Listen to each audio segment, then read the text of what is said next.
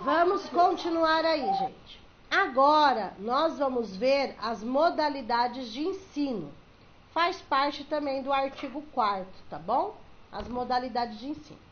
Então, eu já falei quais são as modalidades. Vamos ver uma modalidade que cai bastante no concurso de vocês. Aliás, no concurso de vocês cai muito sobre a modalidade educação especial e sobre a modalidade EJA, educação de jovens e adultos. É o que nós vamos ver agora. Então, veja, a educação especial, gente, é uma modalidade de ensino, tá? Ela perpassa todas as etapas, porque ela é uma modalidade de ensino. Ela é para ser dada preferencialmente na rede regular de ensino, tá? Então, assim, o aluno é matriculado na rede regular, no horário normal de aula, numa sala comum. E no contraturno dessa aula, né, desse período, é que ele vai ter o AEE, que é o atendimento educacional especializado, tá? O famoso AEE é obrigatório que o aluno esteja matriculado na rede regular de ensino e no contraturno ele faz o AEE. Esse AEE pode ser na mesma escola, como pode ser em outra escola, pode ser uma parceria, mas é obrigatório que seja dado. A lei não diz que é obrigatório que seja na mesma escola, mas que seja dado, tá? Então, normalmente o aluno, se tiver núcleo na mesma escola, faz na mesma escola, ou ele é encaminhado para uma outra escola que tenha o AEE.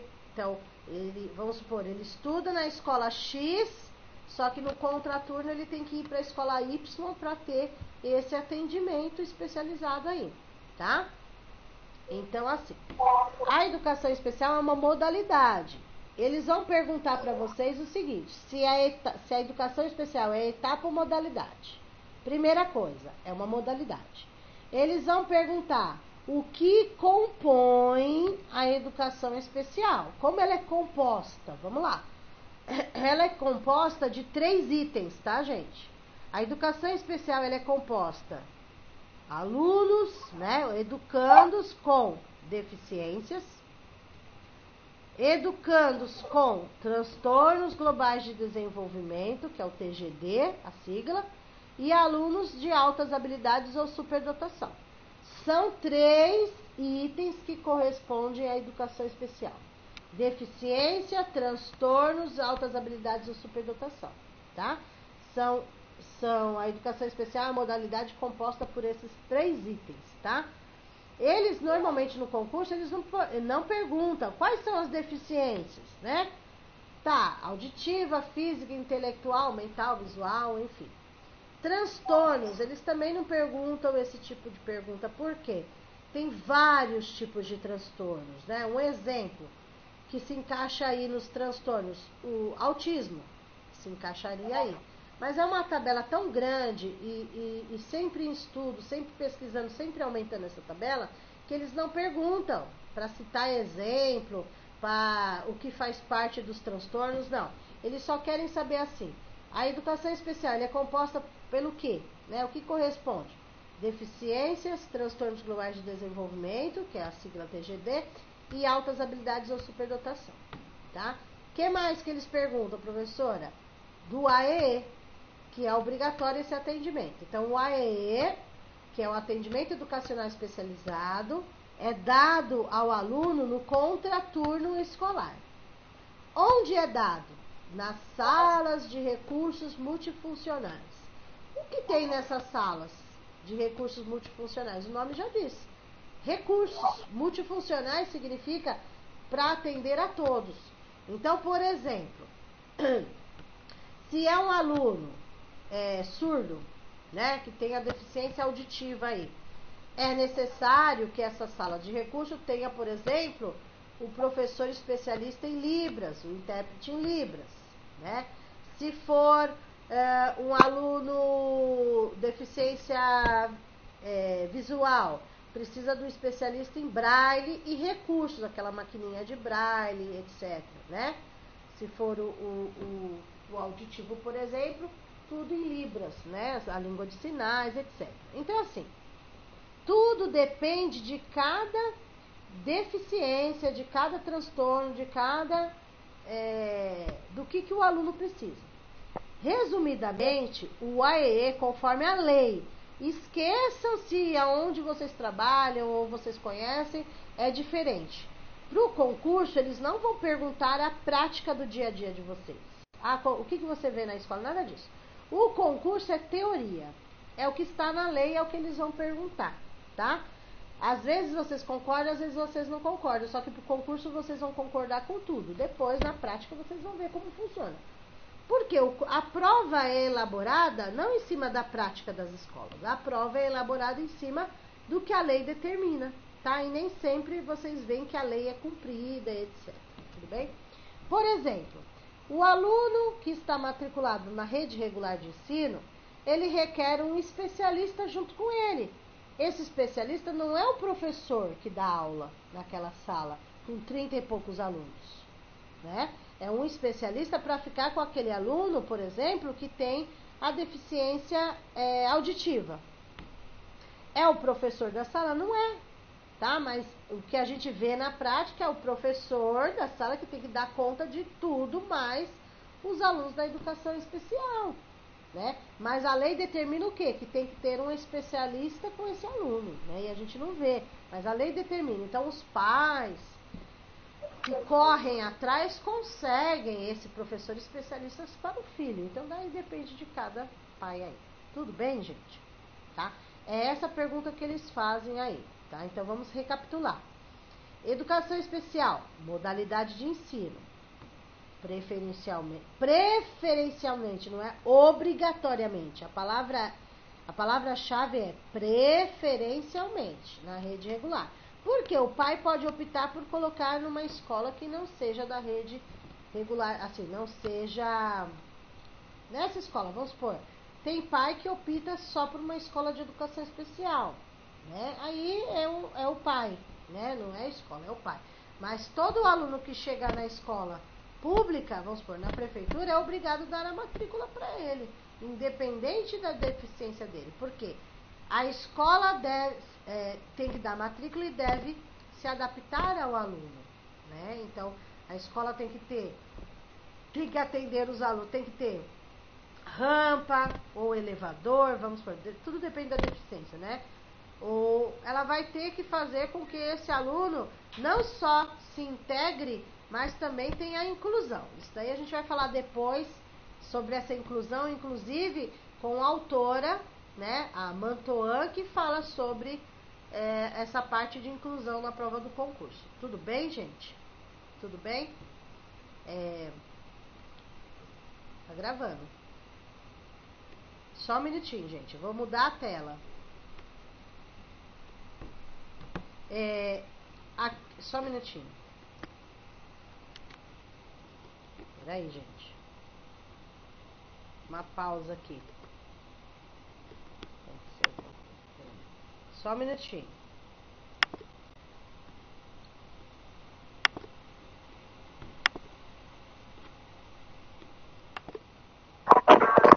Desculpa, gente. Continuando. Desculpa aí.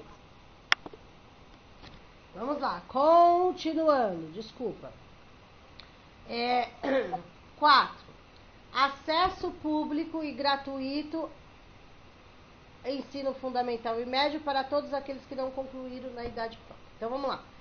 Essa parte aí, gente, vai falar de outra modalidade de ensino que é a EJA.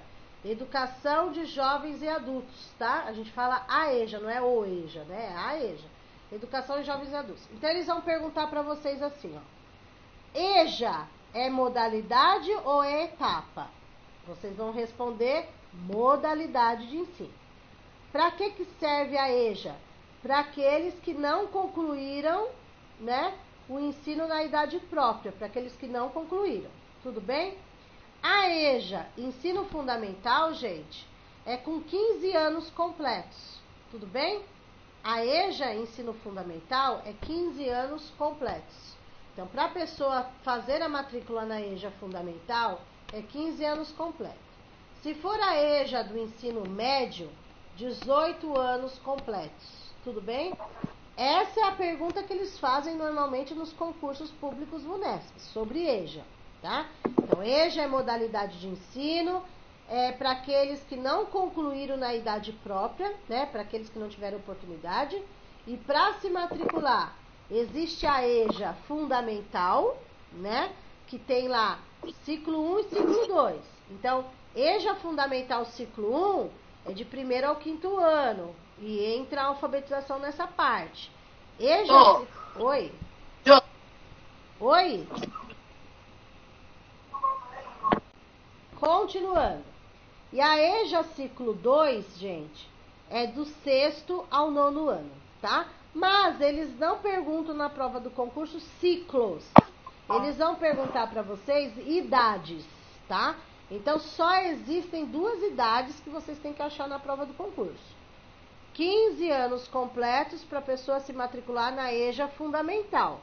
18 anos completos para a pessoa se matricular na EJA ensino médio. Tudo bem? É isso que eles perguntam para vocês. Eles não entram em detalhes. Tudo bem? Agora, os detalhes sobre EJA vocês vão ver não na legislação, vocês vão ver nos autores, tá? Então, os detalhes, como é para ser feito, como que é para ser trabalhado, o perfil do profissional, essa parte vocês vão continuar vendo, mas na parte dos autores, não aqui na legislação. Tudo bem? Tudo bem? Peraí.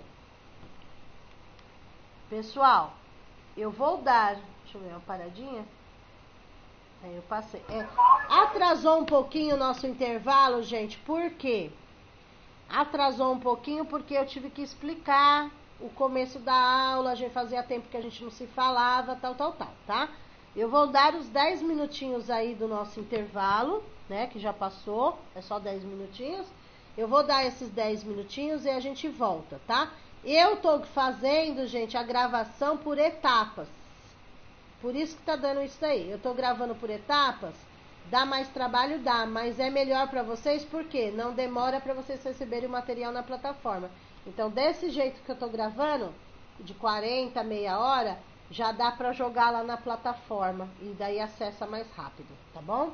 Eu vou dar os 10 minutinhos pra vocês beberem uma água e retornar aqui pra gente dar continuidade. Daí, nós vamos entrar nessa outra parte aqui. Tudo bem? Então, vamos lá. Deixa eu dar uma paradinha aqui. Deixa eu colocar no pausa. Deixa eu pausar aqui.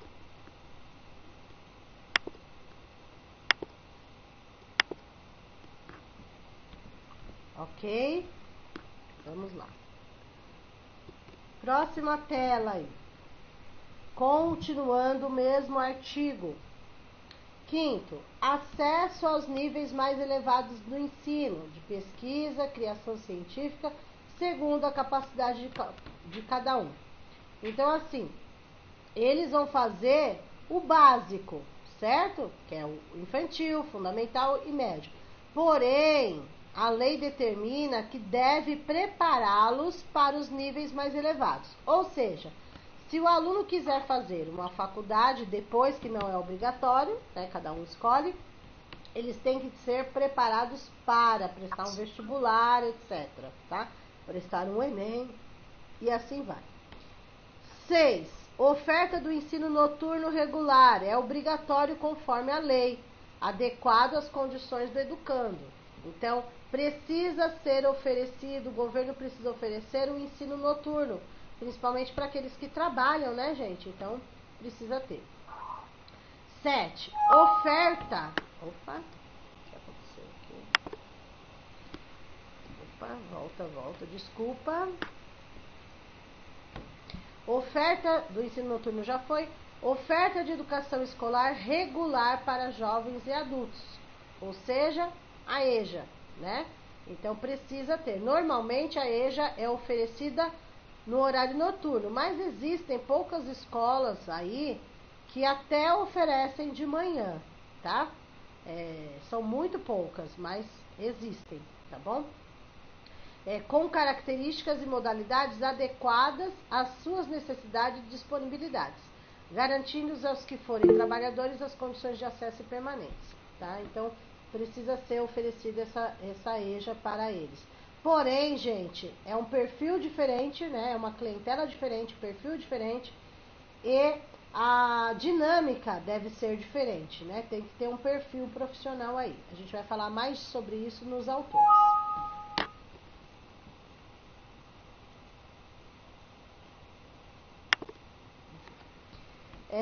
8. Atendimento ao educando em todas as etapas da educação básica, tá? Infantil, fundamental e médio, que são as etapas básicas. Programas suplementares. O que seriam esses programas suplementares? Além de dar a educação, né, o acesso, a permanência, né, a matrícula, essas coisas, também é necessário garantir material didático escolar aos educandos, o transporte, né, nós sabemos que é dado também o transporte, porém, cada município, cada lugar, cada estado tem uma tabela, né, do transporte, a quilometragem da residência da pessoa até a escola. Então, por exemplo, se o aluno mora na rua da escola, não tem esse transporte, enfim, tá? Alimentação é obrigatória, tanto é que tem café da manhã, o almoço, o café da tarde, a janta para quem é da noite. Ok. E assistência à saúde, gente? Assistência à saúde é a parceria que a Secretaria de Educação faz com a Secretaria de Saúde para receber. Vocês podem perceber que vai o pessoal da saúde bucal na escola, fazer pesagem das crianças, teste de visão, enfim, tudo isso é uma parceria que é feita com a área da saúde nas escolas, tudo bem? 9. Padrões mínimos de qualidade de ensino. É o mínimo, né? O mínimo que eles pedem é essa qualidade de ensino. Definidos como variedade e quantidade mínima por aluno de insumos indispensáveis ao desenvolvimento do processo de ensino-aprendizagem. Então, o mínimo de qualidade para que os alunos possam se desenvolver e aprender, ok? E, atenção aí, ó, nessa última aí, na 10. Vaga na escola pública, isso caiu no concurso passado. Vaga na escola pública de educação infantil e fundamental mais próxima da sua residência, tá? Antes, na lei, parava até aí, ó. Antes, ia só até aí, ó. Vaga na escola pública de educação infantil e fundamental mais próxima da sua residência. Ponto, era até aí. Aí a lei incluiu a toda criança a partir do dia em que completar 4 anos de idade. Por que teve que incluir? Porque quando coloca educação infantil, dá para entender que a creche entra aí. E a creche não entra, porque a creche não é obrigatória a matrícula, tá? É obrigatória a pré-escola a partir dos 4 anos. Mas a creche não é obrigatória. Então, assim, o governo precisa oferecer a creche, tudo bem? O infantil creche. Porém, como a creche não é obrigatória a matrícula, então o governo ele tem que garantir o quê? O transporte a partir dos 4 anos, que é o obrigatório. Então, a creche tem que ser oferecida, porém, não necessariamente precisa ser só próxima da sua residência, desde que dê a creche, ok? Agora, a partir dos 4 anos, que é a idade obrigatória, aí sim tem que ser próxima da sua residência. Mas é claro que na prática, eles vão sempre procurar uma escola mais próxima. Só que eles garantem primeiro, a partir dos 4 anos, que é a idade obrigatória, para depois eles garantirem aí a creche. E isso se refere ao transporte, tá? A matrícula, o transporte não, a matrícula próxima da sua casa. Tá? Então, eles vão encaixar os alunos que moram próximo daquela escola, né? A partir dos 4 anos para a escola. E depois eles vão verificar a creche. Tudo bem? Então, eles incluíram essa parte, a toda criança a partir do dia que completar 4 anos. Tudo bem? Antes era só até residência. Continuando. Artigo 5º vai dizer o seguinte para você. O que fala sobre o artigo 5º? É aquela parte em que é feita a chamada pública.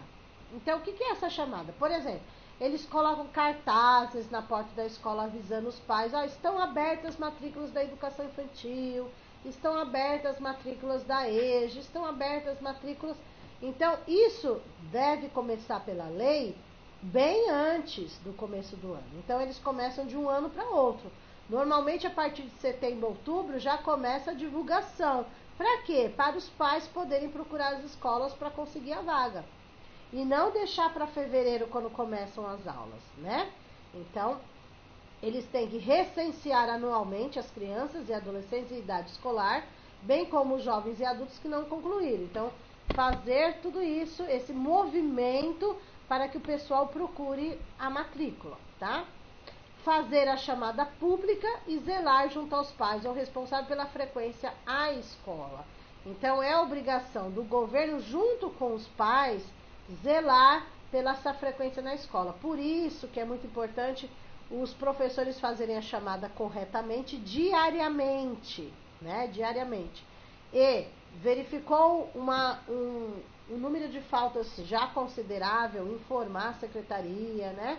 Etc e tal. Mas essa parte aí nós vamos falar quando chegar na parte de conselho tutelar, essa parte que nós vamos falar muito quando a gente entrar para estudar a parte do ECA, tá bom? Artigo 6º. É dever dos pais ou responsáveis efetuar a matrícula das crianças na educação básica a partir dos 4 anos. Essa é a obrigação dos pais. Porque, conforme já foi falado, até os 3 anos, né? 3 anos até completar 4, 3 anos, 11 meses, 29 dias, não é obrigatório. Tudo bem? E entra também aquela regra do 31 de março. Artigo 7º vai falar sobre as escolas escolas particulares, da iniciativa privada. Apesar de serem escolas privadas, elas também têm que respeitar o que a LDB determina. Então é uma escola particular, pode seguir a própria lei? Não, tem que seguir a mesma lei que todos seguem. A mesma lei que uma instituição de ensino pública segue, as privadas também têm que seguir, tá? Vejam, cumprimento das normas gerais da educação nacional, então seguir as leis. Para funcionar, uma escola da iniciativa privada funcionar, tem que ter autorização de funcionamento e avaliação. Quem é que faz essa avaliação? Quem é que faz essa supervisão, né? A supervisão de uma escola pública é a mesma de uma escola privada, porque as escolas privadas não têm supervisora de ensino. A supervisora de ensino é da rede pública, que vai até as escolas privadas também para verificar se estão cumprindo, tá? Então, uma supervisora, por exemplo, de ensino, que é da prefeitura, é a mesma que vai visitar uma escola particular que atenda o infantil, por exemplo, né? E até o 5º ano. Uma supervisora de ensino que é do estado, por exemplo, é a mesma supervisora que vai visitar as escolas particulares que oferecem, por exemplo, Fundamental 2, ensino médio, tá bom? E 3, para funcionar uma escola privada, elas têm que se autofinanciarem, ou seja, elas dependem das mensalidades dos alunos para funcionar, tá? Então, o governo não tem que repassar nada para uma escola particular, por exemplo. E se forem outras, que eu já falei, se forem filantrópicas, comunitárias, confessionais, pode ser feita uma doação, tá? Ok? Continuando. Aqui, gente, é a organização, como está organizada a educação nacional para o Brasil inteiro, tá? Como está organizado? Vejam, o artigo 8 cai na prova, tá? O 8º cai na prova. União, estados, Distrito Federal e municípios, como eles vão se organizar? Em regime de colaboração, tá? Palavra-chave, regime de colaboração. O que isso significa? Que cada esfera administrativa vai ajudar umas às outras. Então, a União ajuda o Estado ajuda o Distrito ajuda o município e assim vai. No nosso caso aqui, quem está mais próximo? Estados e municípios. Por quê, professora? Vamos lá. A obrigação do município, gente, é com a educação infantil e com o fundamental de 1º ao 5º ano, certo? Os anos iniciais. Os estados, a obrigação das escolas estaduais é com Fundamental 2, de 6º ao 9º, e com o ensino médio. Essa é a obrigação, estou falando das etapas, ok? Porém, podem ver que os estados, existem muitas escolas estaduais que também oferecem o Fundamental 1, 1º ao 5º, anos iniciais. E tem estados também que oferecem, por exemplo, EJA, que seria responsabilidade do município, da prefeitura. Mas, como todos trabalham em regime de colaboração, um ajuda o outro. Então, se não tem toda a estrutura no município para atender, o estado ajuda e assim vice-versa. Tudo bem? Tá. O artigo 9º não cai no concurso de vocês. Por que não, professora? Porque ele fala sobre a união, sobre federação, federal, né? Se vocês fossem prestar um concurso para uma escola federal, né? Cairia o 9º, mas vocês não vão, vocês vão prestar só o municipal. O artigo 10, a mesma coisa, também não cai para vocês, porque é focado nas escolas estaduais, obrigação do estado, tá? Quando vocês forem prestar o concurso que vai ter aí do estado, posteriormente, aí sim vocês teriam que estudar o artigo 10º, tá? Então, do 8º, vocês vão pular o artigo 11, este sim cai para vocês. Aliás, 11, 12, 13, vocês vão ter que ficar bem atentos, porque os 3 caem, é um seguida do outro. 11, 12, 13. Vamos lá? O artigo 11. Artigo 11. Os municípios. Qual é a incumbência dos municípios? Ou seja, qual é a responsabilidade dos municípios? Ok?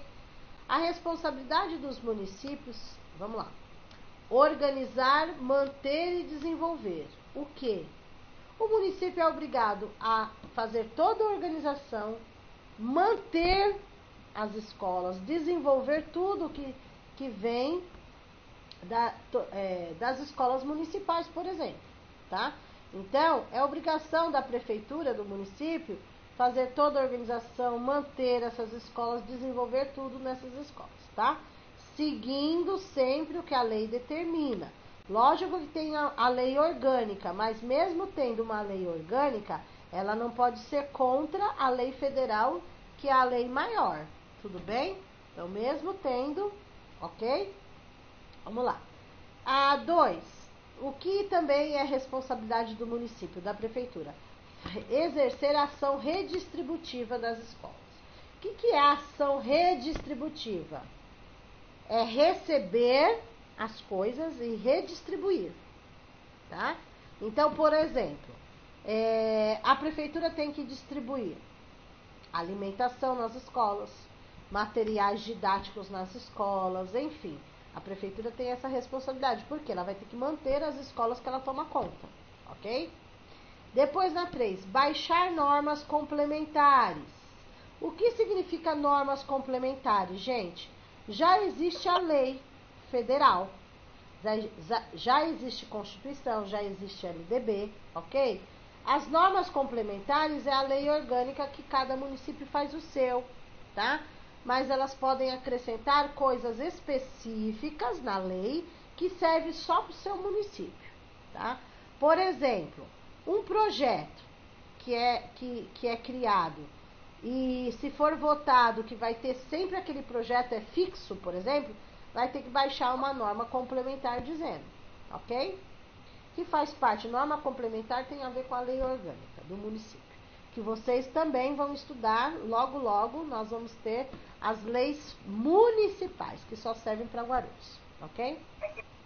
4. Autorizar, credenciar e supervisionar. Então, a prefeitura tem a obrigação de fazer autorização de escolas funcionarem ou não, credenciar as escolas, né, de funcionar ou não, e supervisionar as escolas para ver se estão cumprindo certinho o que a lei determina, tá? Então, é a obrigação do município.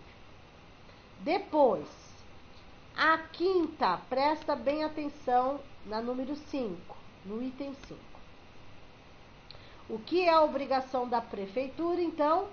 Oferecer educação infantil nas creches e pré-escolas. Oferecer. Mas qual é a prioridade do município? É o ensino fundamental.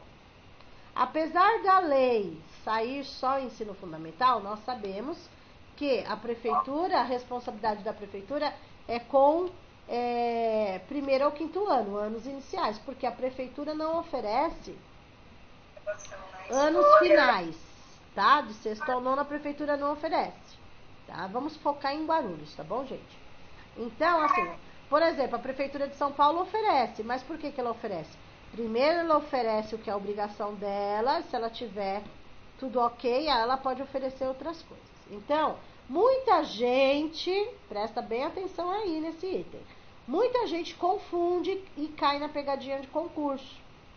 A obrigação da prefeitura, em primeiro lugar, a prioridade, a palavra-chave é prioridade.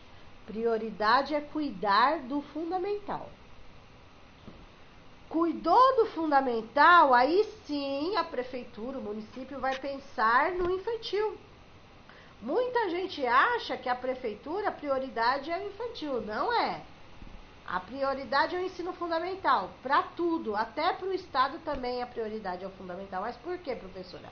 Porque o fundamental são 9 anos e porque o fundamental está a alfabetização. É por isso a prioridade é o ensino fundamental. Atender o fundamental, aí vai atender o infantil também, tá? Então, isso precisa ficar bem claro para vocês, que prioridade é fundamental, porém é obrigado também a oferecer o infantil, creches e pré-escolas. Então, por exemplo, na lei, tem uma escola X que tenha que escolher fechar uma sala de aula. Vamos supor que nessa escola seja oferecido um quinto ano e nessa escola seja oferecido infantil pré-escola. Pela lei, teria que fechar a sala do infantil e não a sala do fundamental. Deu para entender? Porque a prioridade é o fundamental. Tudo bem? Tá na lei. Permitida atuação em outros níveis somente quando estiverem atendidas plenamente as necessidades da sua área de competência. Então, por exemplo, vamos supor que a Prefeitura de Guarulhos quisesse fazer um ensino médio. Poderia? Até poderia, se ela quisesse montar uma escola, uma sala de aula com ensino médio. Até poderia. Ou Fundamental 2, sexto ano, sétimo até o nono. Poderia, a prefeitura poderia? Poderia, porque eles trabalham em regime de colaboração com o Estado. Então, poderia. Mas, devido à estrutura, não tem como. Então, eles têm que cuidar da sua parte, da sua responsabilidade. Se tiver atendido infantil, tiver atendido fundamental, tudo certinho, aí sim podem pensar em oferecer outras coisas, ok? E 6, assumir o transporte escolar dos alunos da rede municipal. É obrigação do município, é obrigação da prefeitura também cuidar do transporte escolar, né? Aí eles vão fazer aquela quilometragem, quem vai precisar de, né? Cada município faz isso. Tudo bem? Então, estas, gente, são as incumbências básicas principais do município, da prefeitura, ok? Organizar, manter e desenvolver tudo que for da sua responsabilidade, ação redistributiva, baixar normas complementares que tem a ver com a lei orgânica, autorizar, credenciar e supervisionar os estabelecimentos gerais de ensino que tenha dentro do município, né, da sua competência, oferecer o infantil e com prioridade o ensino fundamental e assumir o transporte aí da rede municipal. Tudo bem? Essas são. Artigo 11. Vamos lá. No artigo 12, presta bem atenção, principalmente no 12 e no 13, que cai muito. O 12, gente, é quais as responsabilidades. Eles utilizam a palavra incumbência, tá? Quais as incumbências da escola? Quais as incumbências dos estabelecimentos de ensino? Apesar do artigo 12, a lei determinar deixar assim, estabelecimentos de ensino, nós sabemos que quem comanda a escola, quem gere a escola é o diretor. Então, mas eles não colocam assim as funções do diretor. Eles colocam as funções da escola, do estabelecimento de ensino. Tudo bem? Então, vamos lá. Quais são as funções da escola? Elaborar e executar sua proposta pedagógica. Então, a escola, a equipe se reúne para elaborar as propostas e executar as propostas da escola. Cada escola tem a sua proposta, ok? 2. É responsabilidade também da escola administrar o seu pessoal, né, seus funcionários, os recursos materiais e financeiros, ou seja, todas as verbas que chegam para a escola, né, que o diretor é o responsável por responder por essa verba, tá?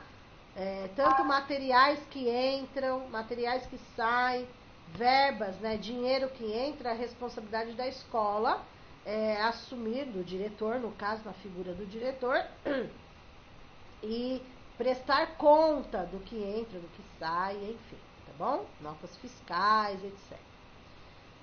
Presta atenção nesse terceiro item, gente, até coloquei de vermelho. Assegurar. O nó dele que não comeu, ele não vai comer. A escola deve assegurar os dias letivos e as horas aulas. A escola, por quê? A escola tem que assegurar a escola inteira.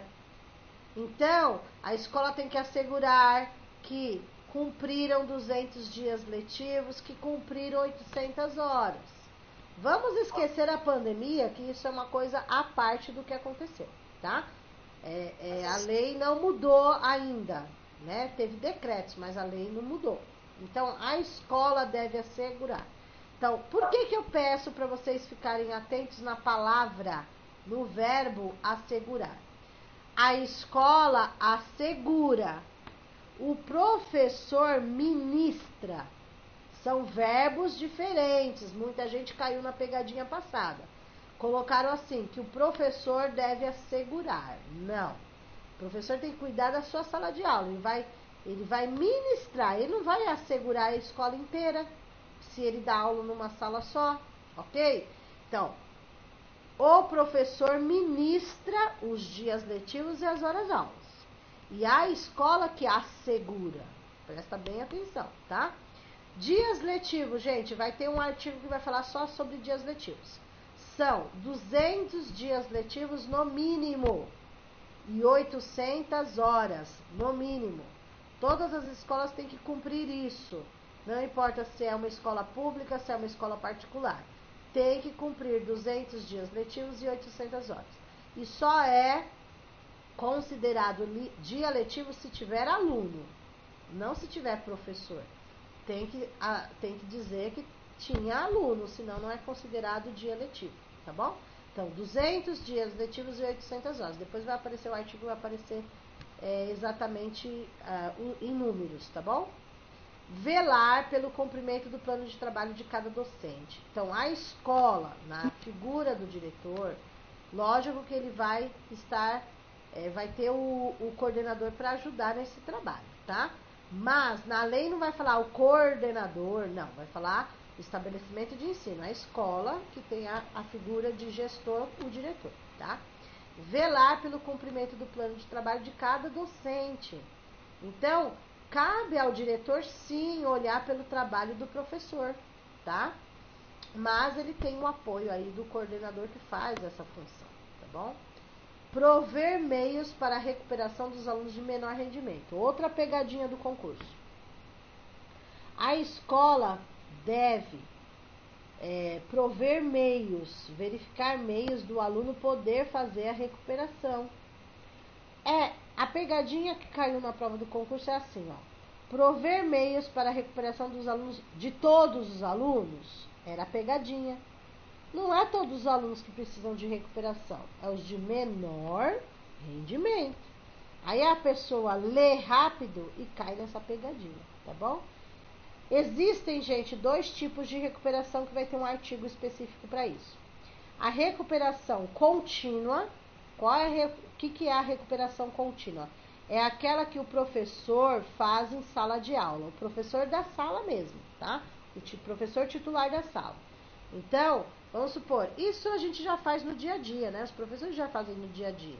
Não tem aqueles alunos que têm menor rendimento, aqueles alunos que precisam de uma atividade diferenciada, que não conseguem acompanhar.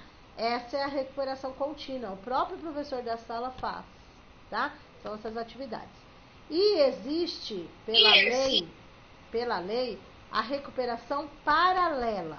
Qual é a recuperação paralela que também é direito do aluno? É aquela feita fora do horário de aula. Então, o aluno estuda de manhã e tem essa recuperação paralela à tarde. Ou ele estuda à tarde e tem essa e vice-versa, ok? Então, existem esses dois tipos de recuperação. Contínua, essa palavra-chave. Recuperação contínua e paralela. Uma dentro do horário, outra fora do horário, ok? 6. Articular com as famílias e a comunidade, criando o processo de integração da sociedade com a escola. Então, também é obrigação do estabelecimento de ensino, né, da escola, do diretor, fazer essa articulação, ou seja, trazer a família para a escola, tá? Prover meios para que a família participe da vida escolar do seu filho, não só numa reunião, não só no conselho escolar, mas que participe ativamente aí, por exemplo, numa apresentação, numa oficina, numa contação de história, enfim, fazer qualquer tipo de articulação, tá bom? Depois, 7. Informar, vejam aí, informar pai e mãe, conviventes ou não com seus filhos, e se for o caso, os responsáveis legais, sobre a frequência e rendimento dos alunos, bem como a execução da proposta pedagógica. Então, assim, é obrigação que a escola informe os responsáveis pela criança, pelo adolescente da escola, olha, como está a frequência do seu filho, como está o rendimento do seu filho, ó, ele está com dificuldade aqui, ali, foi bem, não foi, né, manteve, está estável, melhorou, enfim. Assim como que caiu em prova e muita gente errou, não só frequência e rendimento, mas é obrigação da escola informar a proposta pedagógica da escola, tá? Muita gente caiu nessa pegadinha da VUNESP no concurso passado. Por quê? A pergunta foi se os pais têm o direito de participar da elaboração da proposta, tá? Da elaboração da proposta pedagógica não, que é pedagógico, certo? Elaboração não, mas os pais têm o direito de saber sobre a execução, ou seja, o que meu filho está tendo na escola, o que meu filho está aprendendo na escola. Isso é direito dos pais, não de estar junto na elaboração do que vai ser ensinado, mas da execução. Ó, meu filho está aprendendo isso, aquilo, etc, tá? Então, presta atenção para não cair na pegadinha. 8 também, olha, essa 8, a maioria dos concursos cai essa daí. Porque assim, gente, são 10 incumbências básicas das escolas. 10.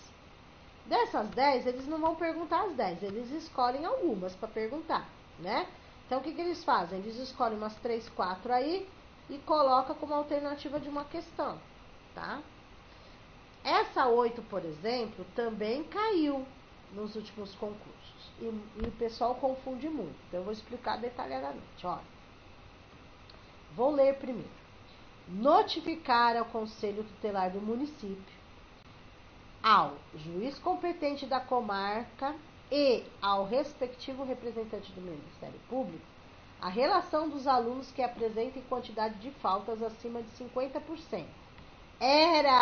Presta bem atenção, era 50%, agora é 30%, certo? Então, se vocês pegarem alguma apostila, apesar que a minha já foi alterada, se vocês pegarem alguma apostila fora para estudar, olhar em algum slide, pesquisar no Google, presta atenção, tá bom? era 50%. Não existe mais 50%, é 30%. Ok? O que é esses 30%, gente? O aluno já chegou aos 30% de falta. Tem que comunicar conselho tutelar, certo? É incumbência de quem comunicar? Da professora? Não. Do estabelecimento de ensino, ou seja, da diretora, tá? Professora, só um instante. Tem uma pessoa compartilhando a tela e eu não consigo ver o que tá... Tem alguém compartilhando a tela e eu perdi todo o seu slide. Pessoal, quem está Pra mim compartilhando também, a tela? pra mim também aí, sumiu. gente? É Juliana Félix que tá compartilhando. Ela deve ter apertado aí sem querer. Sem querer. Ju, verifica aí, Ju. Pessoal, fica tranquilo, gente, porque quem não estiver assistindo a aula... Professora, é que Juliana? Oi? É que Juliana? Félix. Juliana Félix, ela já saiu. Ah, tá, porque o meu notebook tá ligado no quarto e eu tô assistindo sua aula pelo celular fazendo janta. Ah, tá bom. Fica tranquila, tá? Fica tranquila. Tá jóia. Tá bom? Beijo. Beijo. Tô sentindo cheirinho de comida. Vamos lá. Então, Tá certo. Então, gente, presta atenção aí que essa é muito importante e cai na prova, tá? É assim. A escola deve comunicar ao conselho tutelar quando o aluno já tiver chegado nos 30%. Antes era 50%, metade, agora diminuiu, é 30%. Por quê? Porque por falta o aluno reprova, tá? Então, o que estava acontecendo para a lei ter mudado? As escolas não estavam comunicando o conselho tutelar a respeito das faltas. Chegava no final do ano, o aluno reprovava, o conselho não estava sabendo, né? E daí os pais vinham para cima da escola, dizendo que a escola não comunicou, que o aluno estava faltando tanto, o conselho tutelar não estava sabendo, enfim, gente. É responsabilidade da escola e dos pais verificar essa frequência dos alunos, tá? Então, para a escola ficar isenta de qualquer problema, a escola comunica o conselho tutelar quando o aluno já tiver 30% de faltas. Mas assim, qualquer falta, não. Faltas que não foram justificadas. Se o aluno levou atestado, tudo bem. Se a mãe foi conversar lá e explicar a situação, tudo bem, né? É assim, 30%, já foi avisado os pais, o aluno continuou faltando, ninguém aparece para dar explicação porque o aluno está faltando. Assim, quando acabaram todos os recursos possíveis, a escola vai e comunica, tá? Outro detalhe importante aí, gente. Vejam que tem 3 nomes que aparecem aí. Conselho Tutelar do município, juiz competente, Ministério Público. Não são 3 nomes que aparecem aí? Do jeito que aparece aí, dá para entender que a escola tem que comunicar os 3, né? Quem lê assim vai achar o quê? A escola que tem que falar com o juiz, que tem que falar com o ministério, que tem que Professora, falar com... Oi? dá licença. A gente não está conseguindo visualizar o seu slide. Eu vou sair e entrar de novo. Espera um pouquinho. Espera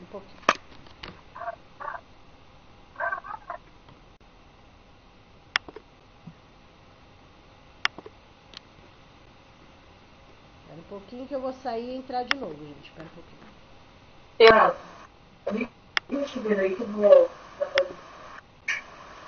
Vamos lá. Retornando, ok? Vamos lá. Na 8, então, gente, são 3 nomes que aparecem aí. Conselho Tutelar, Juiz Competente e Ministério Público. Quem lê assim, dá para entender o quê? A escola vai entrar em contato com o conselho, com o juiz ou com o ministério. Não. A escola só vai comunicar conselho tutelar, tá? A função do conselho, é o conselho tutelar que representa, né? o conselho tutelar que comunica juiz, Ministério Público, enfim, tá? Então, a obrigação da escola é fazer a parte dela. Comunica o conselho, pronto. Comunicou, ela se livra de qualquer, vamos dizer, BO que venha acontecer, porque ela fez a parte dela conforme a lei. Tudo bem? Mas, na resposta do concurso público, vem completa conforme está aí, tá? Na resposta vem notificar ao conselho tutelar do município, vírgula, ao juiz competente da comarca e ao Ministério Público. Vai vir completo, tá bom? Apesar da escola só comunicar o conselho, mas a resposta vem completa do jeito que está aí. Só se atente ao detalhe que não é mais 50%, é 30% agora. 30% de faltas. Tudo bem? Gente, antes a LDB era só até o item 7, ou item 8, tá bom? Item 8, isso. O que aconteceu? Devido a tantos problemas que nós tivemos com os alunos das escolas sobre o bullying, sobre várias situações de violência, a lei se sentiu obrigada a colocar mais 2 itens no artigo 12, tá? Aí acrescentou o artigo 9 e artigo 10. O artigo 9 foi colocado: promover medidas de conscientização, prevenção e combate a todos os tipos de violência, especialmente a intimidação sistemática, que é o bullying no âmbito das escolas. Ou seja, todos os estabelecimentos de ensino hoje devem trabalhar o assunto bullying nas escolas. É obrigatório, tá? Obrigatório fazer palestra, obrigatório falar sobre o assunto, obrigatório conscientizar os alunos sobre a violência de qualquer tipo, tá? Então, é obrigatório fazer esse trabalho, porque a lei viu que estava muito extrapolando tanto os agressores que cometem esse crime, que hoje é considerado um crime, né? Quanto as vítimas, né? Porque estava acontecendo o quê? Muitos alunos que sofriam bullying se matando ou matando quem estava cometendo. Então, a lei se sentiu obrigada. Então, é novidade para quem nunca estudou essas duas partes, tudo bem? Que hoje inclui no artigo 12 e cai na prova do concurso, tá? E o artigo 10, estabelecer ações destinadas a promover a cultura de paz nas escolas. Então, o 9 e 10 estão intercalados aí, tá? O 9 sobre a violência bullying, principalmente, e o 10 porque os alunos não resolvem nada no diálogo, é incrível. Eles querem resolver batendo, apanhando, discutindo, não resolvem no diálogo. Então, também teve a necessidade de incluir o item 10 no artigo 12, promover nas escolas a cultura de paz, sem violência, sem guerra, né, no diálogo, enfim, tá? Estas são as incumbências básicas, as 10 incumbências básicas dos estabelecimentos de ensino, ok? E agora o 13, que também é outro artigo que cai na prova, que é as incumbências dos professores, tá? Então, vocês viram que o 11, incumbência do município, ou seja, da prefeitura. O 12, incumbência dos estabelecimentos de ensino. E o 13, incumbências do professor. Porém, gente, não se preocupem com o número do artigo, porque na própria pergunta, no enunciado da questão da VUNESP, vai estar: segundo o artigo 12, é incumbência dos estabelecimentos de ensino. Aí vem as alternativas. Tudo bem? Vamos lá. Artigo 13. Os docentes incumber-se-ão de... Então, as responsabilidades, as incumbências dos professores, dos docentes, tá? 1. Participar da elaboração da proposta pedagógica do estabelecimento de ensino. Ou seja, o professor, ele tem que participar, ele deve participar da elaboração. Então, é quando se junta a equipe para elaborar a proposta, ele tem que participar. Ele não pode, não vou participar não, faz aí. Não, na lei ele tem que participar. Ponto. 2. elaborar e cumprir o plano de trabalho. Então, não adianta o professor fazer aquele planejamento maravilhoso, seu plano de trabalho maravilhoso, né, seguindo as propostas da escola, se ele não cumprir. Ou seja, ele elabora, tá lá bonitinho, digitadinho, bonitinho, só que ele não cumpre nada daquilo, daí não adianta. Então, é elaborar e cumprir. Claro que o seu planejamento ele é flexível, né? Ele vai cumprir mediante a necessidade e realidade da sua turma, ok? 3.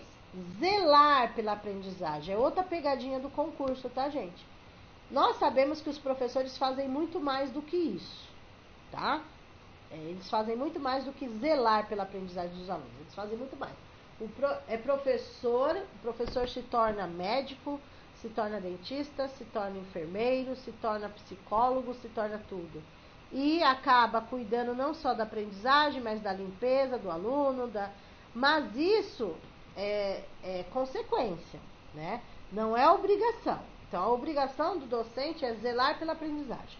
Na prova de concursos anteriores, caiu assim, ó, que o professor deve, né, uma das incumbências do professor, zelar pela aprendizagem, pela alimentação, pela higiene. A gente faz até muito mais do que a nossa função, mas na lei é zelar pela aprendizagem, só, tá? 4.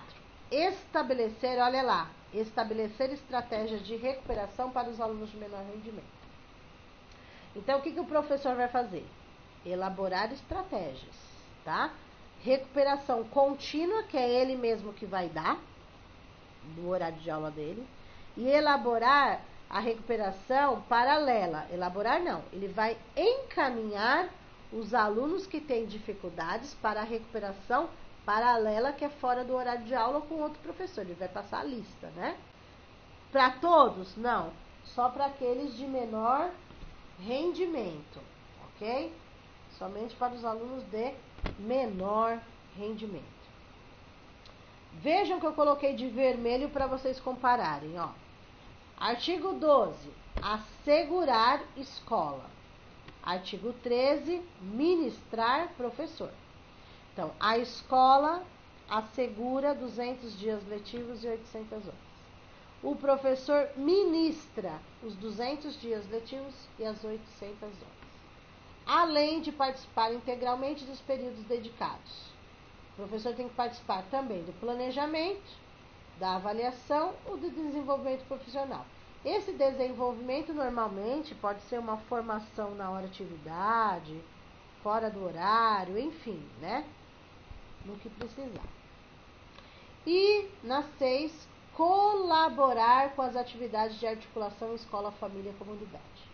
Então, além da escola fazer essa articulação, o professor deve colaborar com essa articulação. Uma oficina, aí depende do que o professor vai fazer para trazer essa família para a escola, tá?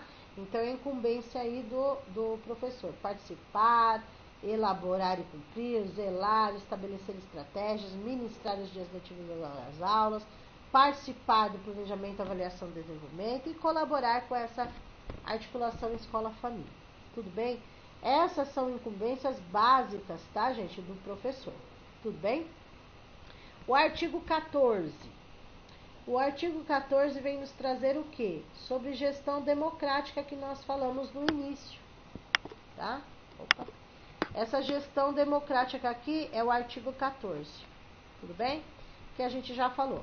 A gestão democrática, que é a tomada de decisão, né? Não só pelo diretor, mas pela equipe, né? E 2 exemplos de uma gestão democrática, que a gente falou no início, é o projeto político-pedagógico, o PPP, e o conselho escolar, que também nós falamos no início da aula de hoje, tá? Então, na prova do concurso, se perguntar aí, exemplos, né? Achar lá na alternativa correta exemplos de uma gestão democrática, vocês podem encontrar, se tiver o PPP lá, ou se tiver o conselho escolar lá, tudo depende da questão, tudo bem?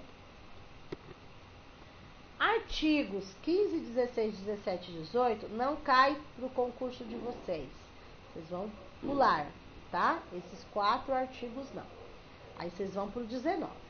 O artigo 19 e o artigo 20 é sobre aquilo que eu falei no início da aula, quando eu fui explicar o artigo 4, o artigo 3º, que fala sobre instituições públicas e privadas. Daí volta agora falando mais um pouco, tá bom? Artigo 19, dizendo que existem as instituições públicas, tá? Quais são as públicas? Vamos retomar. Federal, estadual e municipal. Federais, estaduais e municipais. E as privadas, que são do artigo 20. Quais são elas? 4. Pública tem 3 e privadas são 4. Particulares, comunitárias, confessionais e filantrópicas, que também nós falamos no início da aula. Tem ordem certa? Não, qualquer ordem. Mas nós temos que saber que as instituições privadas são 4. Não importa a ordem. Filantrópicas, confessionais, comunitárias e particulares.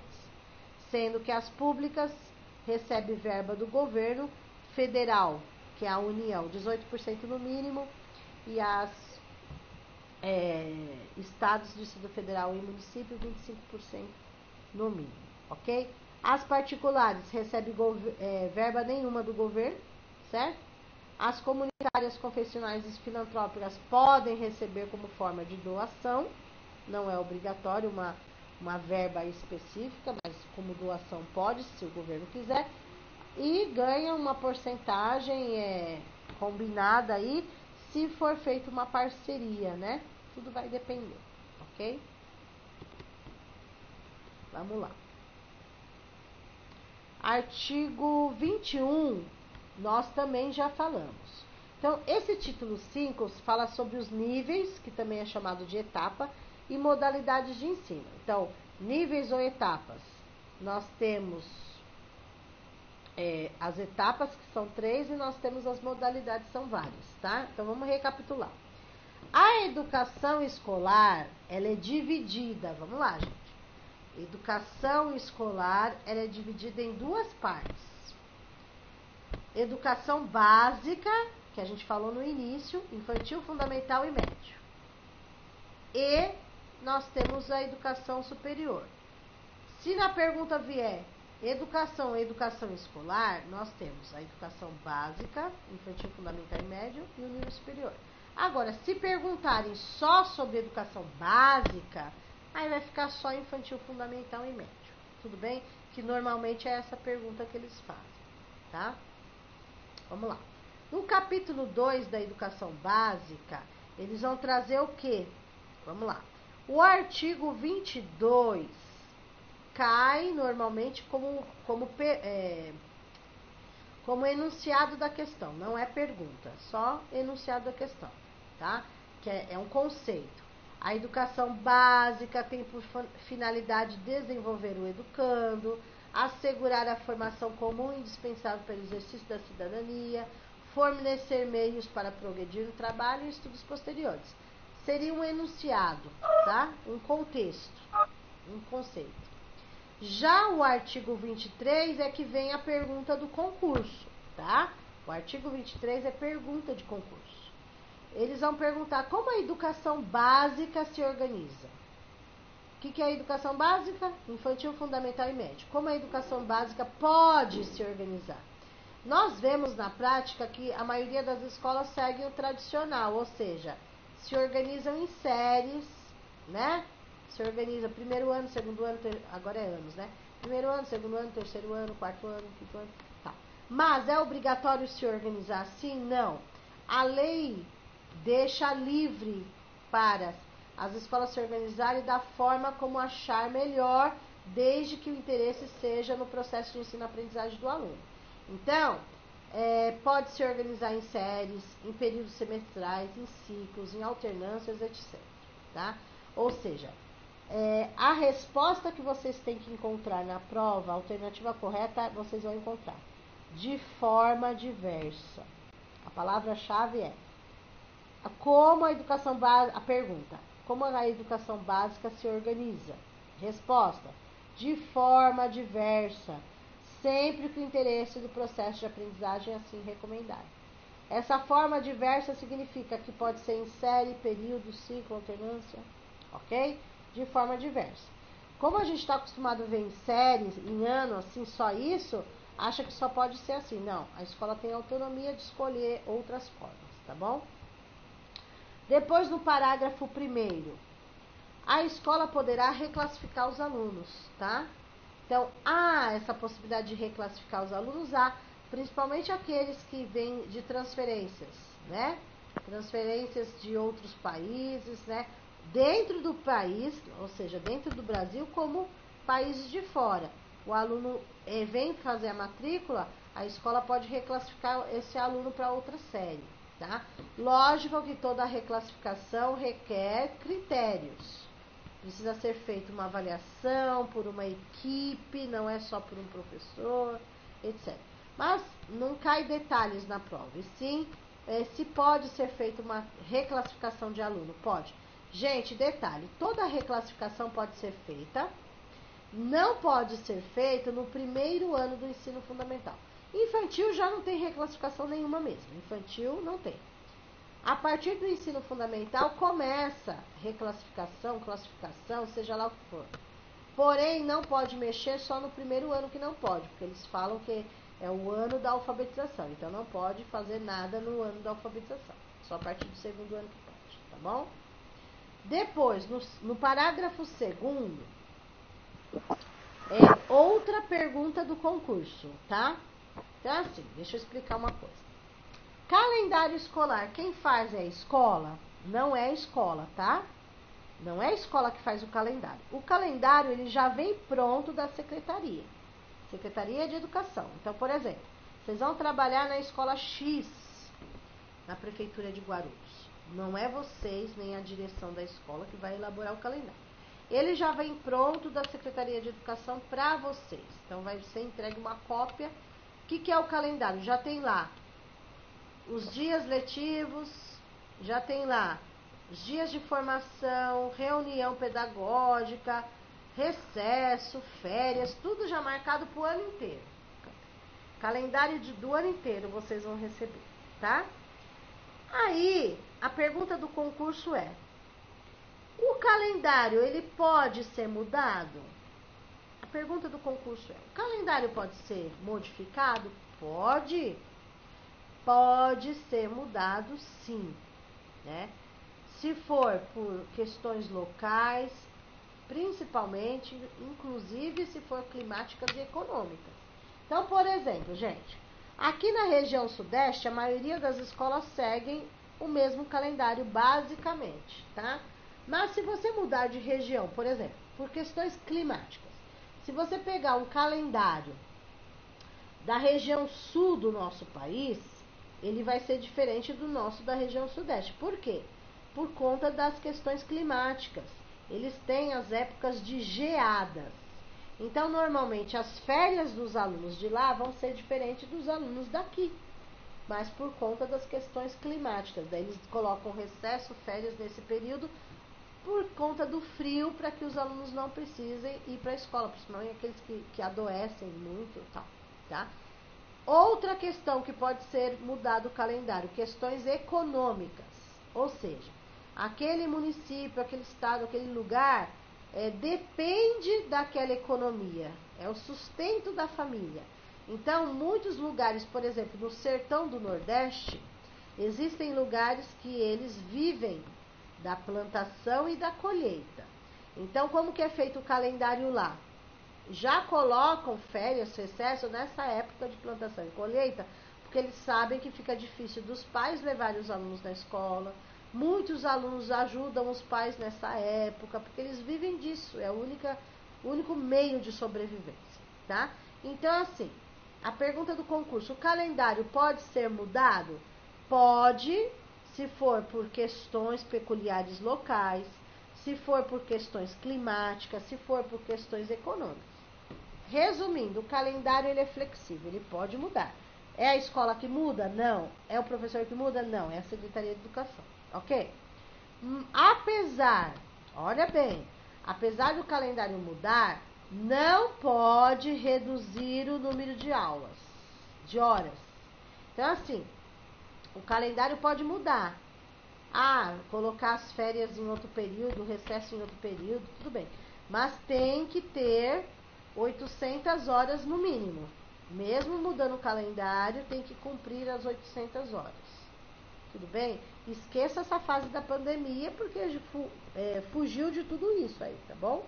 Que eles estão adequando, tá? Eles vão considerar aulas online, essas coisas. Mas assim, na prova do concurso é o que está no edital de vocês, é isso. Tudo bem? É isso daí que cai. Ok? Deixa eu só ver até onde vai hoje, gente, pra gente continuar depois da manhã. Vamos lá. Deixa eu só ver aqui até onde vai. Dá um giro aqui. Amanhã volta aqui, volta aqui. A LDB de vocês vai até o artigo 69. Tem coisa que cai, tem coisa que não cai. Vamos lá. Amanhã a gente vai continuar a partir daqui, que é o currículo. Então a gente vai ver hoje até o artigo 24. Esse último, tá? Vamos lá. O artigo 24, que é o último conteúdo de hoje, tá? Amanhã a gente vai continuar a partir do artigo 26, que é o currículo, tá? A gente já começa a partir de lá. Então, vamos lá. Então, aqui no artigo 24, vai explicar a questão dos dias letivos das horas-aulas, tá? Eu já tinha explicado, mas não aparecia em números. Aí agora aparecem os números para vocês verificarem o que eu falei anteriormente. A carga horária mínima anual é 800 horas no mínimo e com 200 dias letivos no mínimo. Então, esses dois números vocês têm que lembrar no dia da prova. 200 dias no mínimo, 800 horas no mínimo, ok? Depois, pode acontecer a classificação? Pode. Classificação de alunos? Pode. Só não pode no primeiro ano do ensino fundamental, que eu já havia falado. Pode haver uma classificação por promoção, por transferência, independente da escolarização anterior. Tudo isso mediante uma avaliação por uma equipe, né? Pode acontecer sim. Então, a pergunta que eles normalmente fazem pode ter classificação? Tá? Pode. Pode ter classificação por promoção, por transferência? Pode. Desde que uma equipe elabore uma avaliação. 2 detalhes importantes. Não pode ser feito no primeiro ano. Infantil não entra nisso, tá? Vejam aqui no início do artigo 24, que isso só serve para o fundamental e médio, tirando o primeiro ano do ensino fundamental. Então, só pode haver essa classificação independente a partir do segundo ano do ensino fundamental, que pode. Tudo bem? O resto não. Por uma equipe.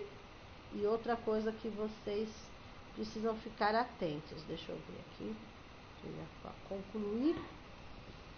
Tá aqui embaixo. No terceiro item, nos estabelecimentos que adotam a progressão regular por série, o regimento escolar pode admitir formas de progressão parcial, desde que preservada a sequência do currículo, observadas as normas do respectivo sistema de ensino.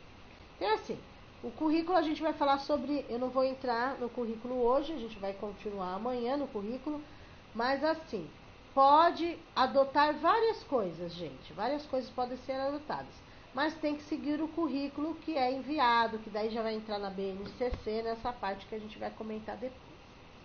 Outra coisa vejam aí no item 3 que aparece a palavra regimento escolar. Regimento escolar, o que é, gente? São normas de convivência para que a escola funcione harmoniosamente. Por exemplo, não pode celular, não pode para ninguém. Não pode uso do boné, não pode para ninguém, né? Entrada com uniforme, todo mundo de uniforme, tá? Então, o que é o regimento escolar? São normas internas, não é lei, mas são normas internas que cada escola elabora para que seja padrão, para não virar um oba-oba, uma bagunça. Agora, regimento é uma coisa, a lei é outra. Então, por exemplo, na lei, pode um aluno ficar fora da escola porque está sem uniforme? Não pode. Isso é regimento interno. A lei está acima de um regimento interno. Nenhum aluno pode ficar sem assistir aula por falta de uniforme, ok? Claro que a gente faz o regimento interno para que o aluno também, né, não vire bagunça. Mas na lei não pode o aluno ficar sem aula porque não veio de uniforme. Ponto. Pode o aluno ficar fora da sala de aula porque está sem o livro, o lápis, a borracha, a caneta? Também não pode. A gente sabe, gente, vamos colocar uma janelinha à parte. A gente sabe que tem alunos que abusam, né? Que fazem de propósito, que a gente tem que ter uma paciência. Se não tirar da sala de aula, você enlouquece, né? Tem que dar uma respirar, tal. Mas assim, eu estou falando da lei. A lei proíbe esse tipo de coisa. Aluno não pode ficar sem assistir aula por falta de material, falta de caneta, falta de lápis, falta de apostila, porque não veio com uniforme. Não pode, tá?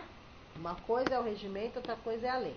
Mas, justamente quando a pessoa vai fazer a matrícula na escola, os pais assinam um termo do regimento escolar, estando ciente de como funciona a escola, tá bom? Enfim, amanhã nós vamos entrar na parte, a gente vai entrar na parte de currículo. Eu vou salvar até aqui e vou abrir, deixa eu ver se vai dar tempo, faltam 15 minutos, tá. E vou abrir um simulado para verificar algumas questões de hoje, tudo bem?